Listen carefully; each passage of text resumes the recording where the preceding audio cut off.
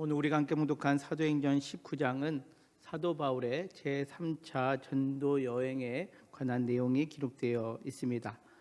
특별히 19장은 3차 전도 여행 가운데 중요한 사역지로 알려져 있는 에베소에서의 사역이 기록되어 있습니다. 그래서 오늘 우리가 함께 묵독한 1절의 말씀을 보면 아볼로가 고린도에 있을 때에 바울이 이 지방으로 다녀 에베소에 와서 어떤 제자들을 만났다라고 그렇게 시작을 합니다.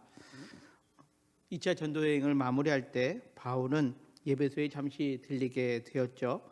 그때에 에베소에 있는 사람들은 바울을 붙잡고 머물기를 요청했습니다.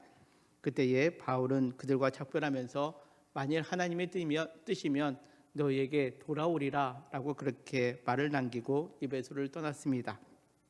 이제 그 하나님의 뜻이 있었기에 바울은 에베소에 돌아와 이제 그곳에서 하나님 말씀을 전하게 되었는데요. 다시 오늘 본문 1절에 보면 그 바울이 윗지방으로 다녔다가 에베소에 와서 어떤 제자들을 만났다라고 그렇게 기록하고 있습니다. 여기 보면 어떤 제자라는 표현이 나옵니다. 제자라는 의미는 누군가를 따르고 추종하는 사람을 의미합니다. 우리는 대부분 성경에서 제자 그러면 예수님을 따르는 사람들을 의미합니다. 그러나 오늘 본문에 보면 바울이 이 제자라고 일컫는 사람들을 만났을 때에 그들에게 제자의 모습이 보이지 않았던 것 같습니다. 그래서 오늘 이어지는 사도행전 19장 2절에 보면 그 바울이 그 제자라고 일컫는 사람들에게 너희가 믿을 때에 성령을 받았느냐라고 그렇게 묻게 되죠. 그때에 그들의 대답은 이렇습니다. 아니라 우리는 성령의 계심도 듣지 못하였다라고 그렇게 표현을 하죠. 그러자 바울은 그러면 너희가 무슨 세례를 받았느냐라고 재차 묻습니다. 그때에 이 제자라고 일컫는 사람들이 요한의 세례다라고 그렇게 대답을 하죠. 에베소에 있던 어떤 제자들 성령이라는 단어가 생소할 뿐만 아니라 성령의 계시다라는 그 존재 자체도 알지 못했습니다. 그리고 그들은 성령의 세례가 아닌 요한의 세례를 받았을 뿐이다 라고 그렇게 대답을 하죠. 요한의 세례 그리고 성령 어떤 차이가 있을까요? 마태복음 3장 11절에 보면 나는 너희로 회개하기 위하여 물로 세례를 베풀거니와 라는 그런 말씀이 있습니다. 여기서 말하는 나는 이라는 단어는 주어는 세례 요한을 가리킵니다. 세례 요한이 주의 길을 예비하기 위하여 먼저 와서 너희로 회개하기 위하여 물로 세례를 베풀었다라는 거죠. 세례 요한의 세례는 무슨 세례라고요? 회개하기 위한 세례다라는 겁니다. 그러면서 이어지는 마태복음 3장 11절 하반절에 보면 내 뒤에 오시는 이 예수님을 가리키는데 그는 나보다 능력이 많으시니 나는 그의 신을 들기도 감당하지 못하겠노라 라고 그렇게 말하면서 그는 성령과 불로 너희에게 세례를 베푸실 것이다 라고 그렇게 말씀합니다. 따라서 예수님을 믿는 사람들은 무엇으로 세례를 받는다? 성령과 불로 세례를 받는다 라고 그렇게 표현하고 있습니다. 이 성령과 불로 세례를 주신다라는 의미를 언제 성경에서는 이루었다라고 말씀하고 있습니까? 사도행전 1장 5절에 보면 요한은 물로 세례를 베풀었으나 너희는 몇 날이 못되어 성령으로 세례를 받으리라 라고 그렇게 말씀합니다. 이는 예수님께서 십자가에서 죽으시고 부활하신 후에 하늘로 승천하기 직전에 제자들에게 하신 말씀입니다.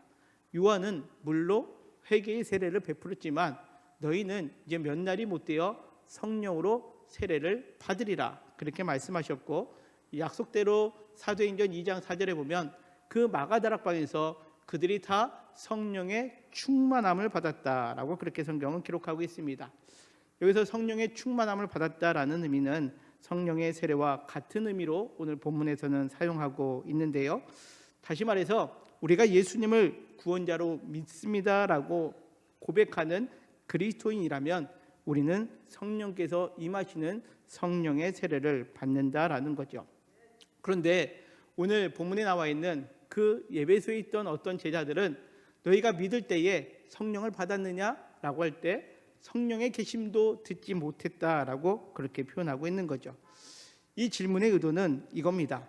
너희들이 예수님을 믿는다라고 하는데 믿을 때에 성령의 세례를 받아야 되고 성령의 내주하심이 있다면 성령께서 그 임재하고 계시다라는 것이 드러나야 될 텐데 바울이 볼 때 그들에게는 그러한 모습이 보이지 않았다라는 그런 의미입니다.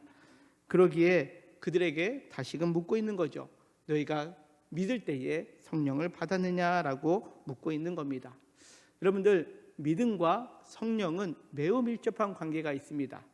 왜 그렇습니까? 바로 우리가 예수님을 믿습니다, 예수님을 나의 구원자로 믿습니다라는 고백은 성령의 내주하신 가운데 있을 때만이 가능하기 때문에 그렇습니다.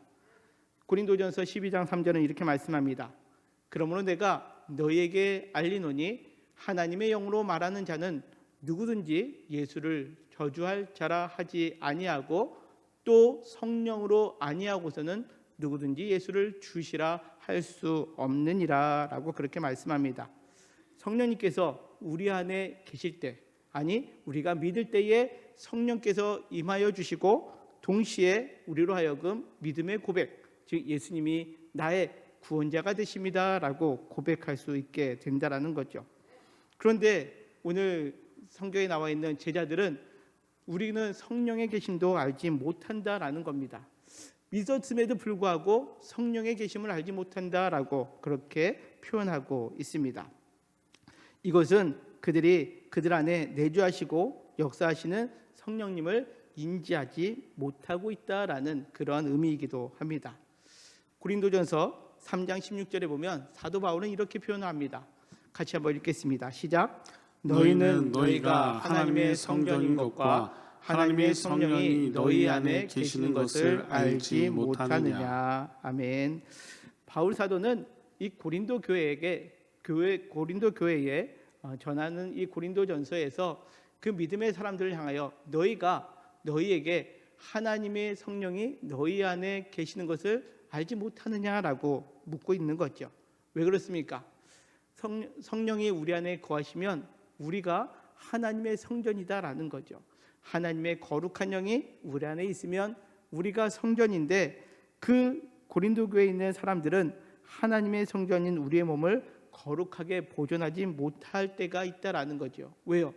성령님이 우리 안에 있는 것을 온전히 알지 못하고 인지하지 못할 때 그렇다라는 겁니다. 사실 우리가 신앙생활하면서 우리 가운데도 이렇게 신앙생활을 하는 분들이 계실 수 있습니다. 우리가 예수님을 믿습니다 라고 고백할 때 내가 성경을 보니까, 목사님 말씀을 들으니까, 또 주변 사람들이 예수님을 믿어야 복 받는다고 하니까 내가 예수님을 믿습니다 라고 고백을 했다라고 생각을 합니다. 그러나 성경은 말씀합니다. 우리가 예수님을 나의 구원자로 믿고 내가 하나님 자녀가 되었다라는 그 고백은 내 지식으로 누군가의 말로 되는 것이 아니라 성령님께서 내 안에 계실 때 가능한다라는 거죠. 근데 어떤 분들은 이것을 인지하지 못할 때가 있다라는 겁니다.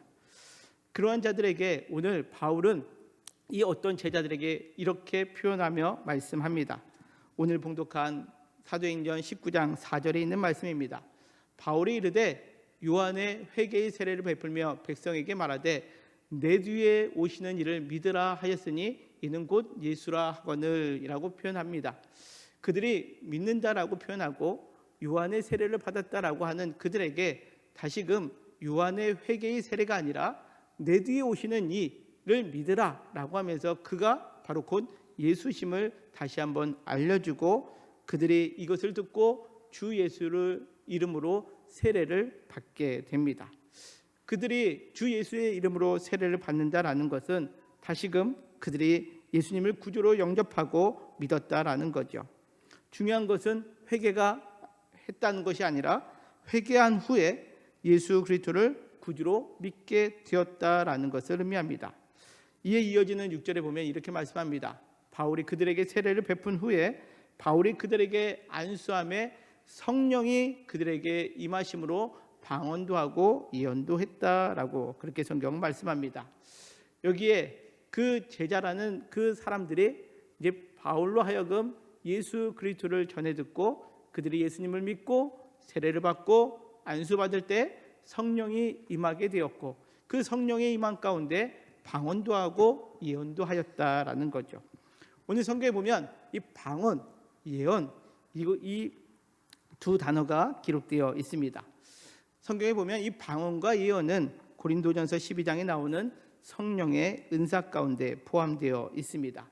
성령의 은사, 하나님께서 우리에게 주시는 특별한 선물 의미합니다. 그것을 고린도전서 12장 7절에서는 이렇게 말씀합니다. 같이 읽겠습니다. 시작. 각 사람에게 성령을 나타내심은 유익하게 하려 하심이라. 아멘. 우리가 예수님을 믿고 또 우리 안에 성령의 임재하심 가운데 있을 때에 하나님께서는 그 우리의 성령의 임재하심을 나타나기 위하여 우리에게 은사를 주십니다. 근데 그 은사는 왜 주시는 거냐? 목적이 따로 있습니다. 그것은 우리로 하여금 유익하게 하기 위함이다라는 거죠. 그리고 이어지는 그 성령의 은사, 성령의 나타나심이 고린도전서 12장 8절 이하에 기록되어 있는데요. 우리 같이 한번 읽겠습니다. 시작. 어떤 사람에게는 성령으로 말미암아 지혜의 말씀을, 어떤 사람에게는 같은 성령을 따라 지식의 말씀을, 다른 사람에게는 같은 성령으로 믿음을, 어떤 사람에게는 한 성령으로 병 고치는 은사를, 어떤 사람에게는 능력 행함을, 어떤 사람에게는 예언함을, 어떤 사람에게는 영들 분별함을, 다른 사람에게는 각종 방언 말함을, 어떤 사람에게는 방언들 통역함을 주시나니 이 모든 일은 같은 한 성령이 행하사 그의 뜻대로 각 사람에게 나누어 주시는 것이니라. 아멘. 그렇습니다. 이 고린도전서 12장에 보면 성령의 은사가 총 9가지로 등장을 하는데요. 이 9가지 은사는 어떤 사람에게는 이것을 주시고 어떤 사람에게는 저것을 주시고 각각 다르게 나타나는 것을 보게 됩니다. 모든 사람에게 동일하게 나타나는 은사가 아닙니다. 각 사람에게 나누어 하나님께서 주셔서 그들로 하여금 유익되게 하기 위하여 이 은사를 나누어 주셨다라는 거죠. 자, 우리가 오늘 성경에 보면 6절과 7절을 다시 한번 보면 이렇게 성경은 말씀합니다. 바울이 그들에게 안수함에 성령이 그들에게 임하심으로 무엇도 하고요, 방언도 하고 무엇도 하고요, 예언도 하니 모두 12사람쯤 되니라라고 그렇게 말씀합니다. 근데 오늘 성경에 보면 고린도전서 12장하고는 좀 다른 모습이 등장을 합니다. 고린도전서 12장에서는 어떤 사람에게 각각 방언들 주실 때가 있고 어떤 사람에게는 예언도 주시고 각각 다릅니다. 근데 오늘 사도행전 19장에 나와 있는 이 12명쯤 되는 모두에게 무엇이 나타났다고요? 방언도 하고 예언도 했다라고 그렇게 성경은 기록하고 있습니다.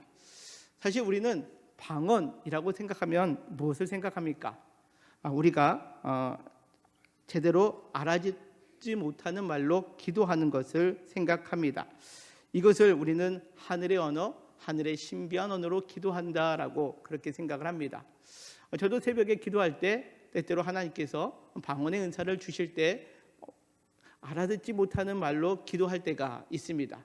그리고 또 기도하던 가운데 하나님께서 그 의미를 부여해 주셔서 그 뜻을 붙잡고 기도할 때가 있습니다. 이 방언의 특별한 은사는 사람마다 다르게 나타납니다. 모두에게 나타나는 것은 아닙니다. 그러기에 어떤 사람에게는 방언의 은사를 주시고 또 어떤 이들에게는 예언의 은사를 주십니다. 여러분들, 우리가 예언의 은사다라고 하면 무엇을 생각합니까? 어떤 사람의 앞내를 예견하는 것을 예언의 은사다라고 생각을 합니다. 어떤 분들은 이 예언의 은사를 받은 분들이 계시는데요.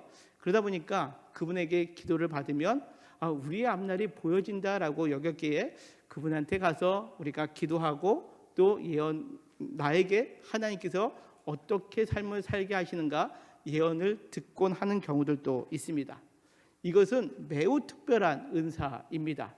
모든 사람들에게 동일하게 나타나지는 않습니다. 근데 오늘 성경에 보면 이 방언과 예언이 특별한 은사가 아니라 이곳에 바울이 안수할 때에 성령이 임하게 되었을 때 모두에게 방언과 예언이 하게 되었다라고 하면서 특별한 은사가 아닌 이 모두에게 나타나는 보편적인 은사의 모습으로 보여지고 있는 것을 보게 됩니다.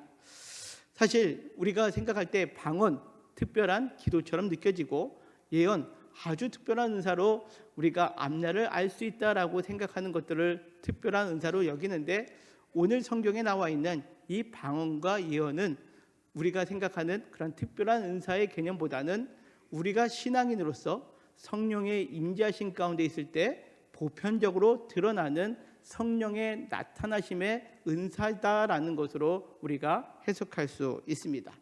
그럼 이 방언을 우리는 어떻게 살펴볼 수 있을까요? 여기서 말하는 방언은 헬라어로 글로사라는 단어를 쓰고 있습니다. 그것은 혀, 언어라는 단어와 동일합니다.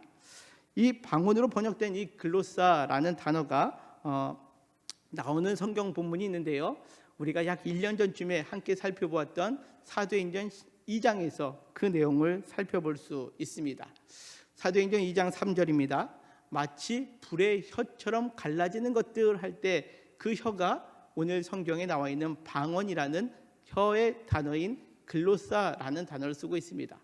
마치 불의 혀처럼 갈라지는 것들이 그들에게 보여 각 사람 위에 하나씩 임하여 있더니 그들이 다 성령의 충만함을 받고 성령의 말하게 하심을 따라 다른 언어들로 말하기를 시작했다라고 그렇게 표현합니다. 여기서 말하는 언어가 뭐라고요? 이 오늘 성경 본문에 나와 있는 방언 글로사라는 단어입니다. 자, 오늘 성경에 보면 이 방언이라는 것은 혀 그리고 언어다라는 것으로 우리가 살펴볼 수 있습니다. 특별히 다른 언어로 말하기를 시작했다라는 거죠. 우리가 생각했던, 조금 전에 제가 말씀드린 이 방언이라는 것이 우리가 잘 알아듣지 못하는 신비한 언어, 하늘의 언어로 들려지는 것이 아니라 다른 언어로 말하기를 시작했다라고 표현하고 있는데, 이 다른 언어는 무엇이냐? 이어지는 사도행전 2장 5절 이하에 보면 이렇게 성경은 말씀합니다. 우리 같이 한번 읽겠습니다. 시작. 그때에 경건한 유대인들이 천하 각국으로부터 와서 예루살렘에 머물러 있더니 이 소리가 나매 큰 무리가 모여 각각 자기의 방언으로 제자들이 말하는 것을 듣고 소동하여 다 놀라 신기하게 여겨 이르되 보라, 이 말하는 사람들이 다 갈릴리 사람이 아니냐? 우리가 우리 각 사람이 난 곳 방언으로 듣게 되는 것이 어찌 됨이냐? 우리는 바데인과 메데인과 엘람인과 또 메소포타미아, 유다와 갑바도기아, 본도와 아시아, 부르기아와 밤빌리아, 애국과 및 구레네에 가까운 리비아 여러 지방에 사는 사람들과 로마로부터 온 나그네 곧 유대인과 유대교에 들어온 사람들과 그레네인과 아라비아인들이라 우리가 다 우리의 각 언어로 하나님의 큰 일을 말함을 듣는도다 하고. 아멘. 그렇습니다. 그 제자들이 마가다락방에서 불의 혀, 즉 글로사가 임하게 되었을 때 다른 언어 글로사를 말하기 시작했는데, 그 주변에 있던 적어도 16개 지역에 있던 사람들이 각각 자기의 언어로 그것을 듣게 되었다라는 거죠. 무엇을 듣게 되었습니까? 각각 언어로 하나님의 큰 일을 말함을 듣게 되었다라는 겁니다. 이것을 단지 여러 외국어로 방언했다라는 의미도 되지만, 성령을 받고 난 후에 일어난 현상이 그 오순절날에 있던 사람들과 그 밖에 있던 다른 사람들과 무엇을 했다고요? 그 말이 통하게 되었다라는 것을 의미합니다. 이것은 바로 성령의 임하심으로 우리가 방언을 보편적인 방언의 은사로 받았을 때에 어떠한 일이 일어나느냐? 서로 대화하지 않았던 그 상대가 대화가 되기 시작했다라는 것을 의미합니다. 소위 말해 오늘날로 표현하면 소통하기 시작했다라는 거죠. 무엇이 임하였을 때? 성령이 임하였을 때 바로 우리가 믿음의 사람이 되고 믿음의 모습으로 하나님의 성령이 임하시게 되면 다른 사람에게 하나님의 큰 일을 말할 때 서로가 서로에게 대화가 되기 시작했다라는 것을 오늘 성경은 우리에게 보여주고 있습니다. 사실 바울이 볼 때에 그 예배소에 있던 어떤 제자들은 예수님을 믿는다라고 하면서도 성령도 모르고 서로의 말의 소통이 이루어지지 않는 상태에 있었다라는 거죠. 그들에게 그와 같은 모습은 다른 사람에게 유익도 되지 않았습니다. 그러기에 바울이 너희가 믿을 때에 성령을 받았느냐라고 질문하고 있었던 거죠. 사실 우리의 삶 속에서도 마찬가지입니다. 우리가 예수님을 믿습니다 라고 그 믿음을 가졌음에도 불구하고 우리가 성령의 임재하신 가운데 이 보편적인 방언의 은사가 우리 안에 있음을 우리가 인지하지 못하면 우리가 믿음을 갖고 있었어도 서로 소통하지 못하는 경우들을 우리는 맞이하게 된다라는 거죠. 그러기에 우리가 가정에서나 교회에서나 서로 소통하지 못하는 이유는 무엇이라고요? 오늘 말씀의 근거를 두자면 우리가 성령의 임재하신 가운데 보편적인 이 방언의 은사가 우리 안에 드러나지 못할 때 서로 소통하지 못할 수도 있다라는 것을 의미합니다. 우리가 가져야 될 신앙의 자세는 무엇이겠습니까? 성령이 우리 안에 임하시면 방언의 보편적인 은사를 통해 우리가 서로가 소통할 수 있도록 우리는 기도해야 함을 오늘 성경은 우리에게 말씀합니다. 우리가 소통하지 못하는 가장 큰 이유가 무엇입니까? 나는 옳고 상대방은 그르다라는 생각을 할 때가 많이 있습니다. 그런데 소통하는 것은 무엇입니까? 내가 옳다가 아니라 어찌 보면 상대방과 대화가 되지 않는 이유 중에 상대방의 문제가 아닌 내 문제가 될 수 있음을 우리는 기도함으로 성령의 임재하신 가운데 나를 보게 될 때 바로 우리는 그 안에 소통할 수 있는 길이 열리게 됨을 우리에게 말씀하고 있다라는 거죠. 성령이 임하실 때 내 안에서 발견되는 것들, 그래야 서로 소통할 수 있도록 기도하는 것, 이것이 우리 믿음의 사람들이 가져야 될 신앙의 모습임을 오늘 성경은 우리에게 보여주고 있습니다. 사랑하는 성도 여러분, 바라옵기는 우리 성도님들 한 사람 한 사람 그리고 가정과 교회와 우리의 삶 속에서 성령의 임하신 가운데 하늘의 언어, 하늘의 불같은 혀가 우리 안에 임함으로 말미암아 우리의 말에 하늘의 언어, 하늘의 큰 일을 우리가 담고 서로 통하는 그러한 믿음의 사람들이 되시기를 주님의 이름으로 간절히 축원합니다. 또 오늘 성경에 보면 예언이 등장을 합니다. 예언은 헬라어로 프로페투오라는 단어를 쓰고 있습니다. 우리가 예언은 처음에 말씀드린 것처럼 미래를 보는 것으로 생각을 합니다. 그러나 이 헬라어 프로페투오 그리고 시브리어로 예언이라는 단어가 나바라는 단어가 있는데 우리가 생각하는 것처럼 앞날을 예견하는 것으로 그 단어가 쓰여지지 않습니다. 그 뜻은 무엇이라고요? 하나님의 말씀을 맞는다라는 의미가 이 예언하다라는 의미가 담겨 있다라는 거죠. 그래서 이 히브리어 나바에서 파생된 단어가 나비라는 단어가 있는데 이를 예언자라고 성경은 기록하고 있습니다. 그래서 성경에서 예언자는 히브리어로 나비인데 이 나비는 그러면 무슨 사람이었겠습니까? 미래를 보는 사람이 아니라 말씀을 맡은 자다라는 의미입니다. 그래서 성경에서 보면 이 예언자라는 단어가 두 가지로 병행해서 씁니다. 한자 성경을 좀 찾아봤는데요. 하나는 예언자를 할 때 미리 예자를 써서 예언자라는 단어를 씁니다. 그러니까 미리 앞날을 예견하는 사람을 예언자다라고 그렇게 쓸 때가 있고요. 또 하나의 표현이 있으면 예언자 할 때 예자가 맡길 예 말씀 원자를 써서 예언자라는 단어를 쓸 때가 있습니다. 여러분들 우리가 은행에다 돈을 맡기잖아요. 그걸 뭐라고 하죠? 예금이라고 합니다. 돈을 맡기는 걸 예금으로 하듯이 하나님의 말씀이 맡겨진 사람이 뭐라고요? 예언자라고 그렇게 쓰여진다라는 겁니다. 자, 오늘 우리가 미리 보는 것은 아주 특별한 은사 가운데 있는 것이다라고 우리가 조금 전에 말씀을 드린 것처럼 이제 보편적인 예언의 은사는 무엇이냐? 모든 사람이 앞날을 예견하는 게 아니라 모든 사람들에게 보편적으로 하나님은 우리에게 말씀을 맡겨주셨습니다. 그 말씀을 맡고 우리는 그것을 가지고 나에게 맞게 해석하고 또 그것을 살아감으로 인하여 다른 사람에게 선한 영향력을 미치는 것, 이것이 바로 오늘 성경에 말씀하고 있는 보편적인 예언의 은사임을 우리에게 말씀하고 있죠. 대표적인 모습을 우리는 에스겔서 33장에서 이 내용을 살펴볼 수 있습니다. 에스겔 33장 11절에 보면 하나님께서 에스겔에게 이렇게 말씀합니다. 너는 그들에게 말하라. 주 여호와의 말씀이니라. 나의 삶을 두고 맹세하노니 나는 악인이 죽는 것을 기뻐하지 아니하고 악인이 그의 길에서 돌이켜 떠나 사는 것을 기뻐하노라. 이스라엘의 족속아 돌이키고 돌이키라.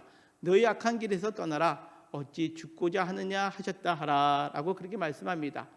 하나님께서 에스겔에게 하나님의 마음을 보여주셨는데 그 하나님의 마음은 무엇이냐? 악한 길에 있는 사람들이 그 악한 것으로 죽는 것을 내버려 두는 것이 아니라 하나님의 마음은 그들이 돌이켜서 악한 길에서 떠나 하나님께 와서 죽지 않기를 바라는 것이 하나님의 마음이다라고 그렇게 설명하고 있는 거죠. 그러면서 에스겔서 33장 14절에 이렇게 말씀합니다. 가령 내가, 여기서 내가는 하나님을 의미합니다. 내가 악인에게 말하기를 너는 죽으리라 하였다 하자라는 거죠. 여러분들 이것이 예언 아니겠습니까? 악한 자를 보면 하나님께서 예언의 말씀을 하십니다. 악한 자는 어떻다고요? 너는 죽는다라는 거죠. 이게 하나님의 예언입니다. 어찌 보면 미리 일어날 일을 말씀하시는 거죠. 악한 자는 반드시 죽습니다. 그런데 이것을 에스겔 선지자가 맞게 되었을 때에 어떠한 현상으로 바뀌게 되느냐? 에스겔서 33장 14절을 다시 한번 읽겠습니다. 같이 읽겠습니다. 시작. 가령 내가 악인에게 말하기를 너는 죽으리라 하였다 하자. 그가 돌이켜 자기의 죄에서 떠나서 정의와 공의로 행하여 저당물을 도로 주며 강탈한 물건을 돌려보내고 생명의 율례를 지켜 행하여 죄악을 범하지 아니하면 그가 반드시 살고 죽지 아니할지니라. 그가 본래 범한 모든 죄가 기억되지 아니하리니 그가 반드시 살리라. 이는 정의와 공의를 행하였음이라 하라. 아멘. 그렇습니다. 예언의 말이 미리 예견하는 것이라면 악인은 죽어야죠. 그런데 이 말씀이 에스겔에게 맡겨질 때에 그 에스겔이 악인에게 너는 죽는다라는 그 말씀을 맡아 선포하게 됨으로 인하여 그 악인이 어떻게 됐다고요? 돌이켜서 그가 정의와 공의를 행하게 되면 그는 그의 죄가 기억되지 않고 원래 죽는다라는 예언이 바뀌어서 어떻게 됩니까? 그가 반드시 살게 되었다라고 성경은 말씀하고 있습니다. 이처럼 하나님의 말씀을 맡은 예언이다라는 것은 이러한 의미가 담겨 있습니다. 하나님의 말씀을 맡은 자들로 인하여 악인들이 죽어마땅하지만 결국 그 말씀을 맡은 자들이 그 말씀을 선포함으로 인하여 그들이 죽지 않게 돌아오게 한다라는 거죠. 이것은 말씀을 맡은 그 예언의 은사가 말씀을 맡은 자로서 하여금 다른 사람에게 선한 영향력을 끼치는 것임을 성경은 우리에게 보여주고 있습니다. 그렇습니다. 성령의 임하심으로 우리가 미래를 아는 그런 특별한 은사가 아닌 보편적인 예언의 은사, 즉 우리가 말씀을 맡은 자로서의 삶을 살아갈 때에 비로소 상대방을 변화시키는 선한 영향력을 가지고 살아가는 것, 이것이 제자된 길임을 오늘 성경은 우리에게 말씀하고 있습니다. 사랑하는 성도 여러분, 우리가 예수님의 제자로서 삶을 살아간다는 것은 내가 예수님을 믿기에 예배 열심히 잘 드리고 또 기도하는 것, 물론 제자된 길이지만 오늘 성경에서 바울이 그 어떤 예배소에 있는 어떤 제자들에게 묻고 있는 이유는 무엇입니까? 그들의 언어가 소통되지 않고 그들이 행동이 선한 영향력을 주지 않고 있을 때에 너희가 믿을 때에 성령을 받았느냐라고 묻게 되는 이유가 되었다라는 겁니다. 그때 그들은 성령을 알지도 못했습니다. 그러나 바울이 그들에게 예수 그리스도를 설명하고 그들이 다시금 예수 그리스도를 구주로 영접하며 세례받고 안수받을 때에 성령의 임하심 가운데 있을 때에 그들이 비로소 방언과 예언을 통해서 소통하고 또 선한 영향력을 미치는 사람이 되었다. 이것이 오늘 본문이 우리에게 주시는 귀한 메시지입니다. 사실 우리는 내가 가진 지식과 능력으로 다른 사람과 소통하려고 합니다. 그러나 그것은 어느 정도 한계가 있습니다. 우리가 정말로 예수 믿는 사람이라면 상대방을 향해 공감하지 못하는 부분들이 있을 때가 있습니다. 그것은 오늘 요한의 세례처럼 우리는 회개해야죠. 내가 다른 사람을 더 깊이 이해하지 못했던 부분, 아내, 자녀들, 또 옆에 있는 교우들, 우리가 더 깊게 소통하고 공감하지 못했다면 우리는 그것을 회개해야 합니다. 그 회개로 끝나는 것이 아니라 우리는 예수 그리스도 안에서 성령의 임하신 가운데 오늘 주시는 보편적인 방언의 은사를 받아 우리가 우리의 입술이 하늘의 언어, 또 하나님께서 주시는 그 소통의 은사를 통해서 옆 사람, 특별히 우리 가족과 교우들과 우리의 삶 속에서 온전한 소통을 이루어가는 귀한 성도님들 되시기를 주님의 이름으로 간절히 축원합니다. 또 우리가 삶을 살아가면서 내가 아무리 착한 일을 해도 우리가 선한 영향력을 줄 수 있는 것은 한계가 있습니다. 우리는 또 사람인지라 내가 선한 영향력을 주다가도 때로는 내 마음의 상한 가운데 또 환경에 여의치 못한 가운데 선한 영향력을 주지 못할 때가 있습니다. 그렇다면 오늘 우리는 말씀을 통해서 내가 선한 영향력을 온전히 주지 못했음을 우리는 회개해야 합니다. 그리고 성령의 임재를 구하셔야 됩니다. 성령의 임재하신 가운데 나에게 주시는 말씀을 맡아 그 말씀을 가지고 우리는 내게 주신 말씀을 근거하여 선한 영향력을 줄 수 있는, 죽어가는 사람에게 살리는 그 역사를 우리를 통해서 드러낼 수 있는 것, 이것이 오늘 우리에게 성령이 임하시게 나타날 때에 드러나는 우리의 예언의 은사임을 오늘 성경은 우리에게 말씀합니다. 사랑하는 성도 여러분, 오늘 바울처럼 우리가 먼저 예수 믿는 사람이라면, 아직 성령의 임재를 알지 못하는 사람들이 우리 주변에 있다면 먼저 성령의 임재하신 가운데 우리가 믿음으로 기도하시고 하늘의 언어로 소통하시고 또 하나님 말씀을 맡은 자로서 선한 영향력을 가지고 우리 주변을 변화시킬 수 있는 그러한 참된 제자된 하나님의 백성들 되시기를 주님의 이름으로 간절히 축원합니다. 우리 교회가 사랑의 공동체 제자된 교회라는 표를 가지고 있습니다. 오늘 말씀이 딱 그와 일치하는 말씀 같습니다. 우리가 소통하고 그 사랑의 말로 소통하고 또 우리가 선한 영향력을 끼침으로 인하여 우리 안에는 사랑의 공동체가 이루어지며 또 그것들로 통하여 우리 한 사람 한 사람 그리고 우리 영통교회가 제자된 교회로 우뚝 서 나갈 수 있도록 우리 모두가 날마다 성령의 임하신 가운데 방언과 예언의 은사를 통해 하나님의 크신 능력을 드러낼 수 있는 우리 영통교회 모든 성도님들 되시기를 주님의 이름으로 간절히 축원합니다.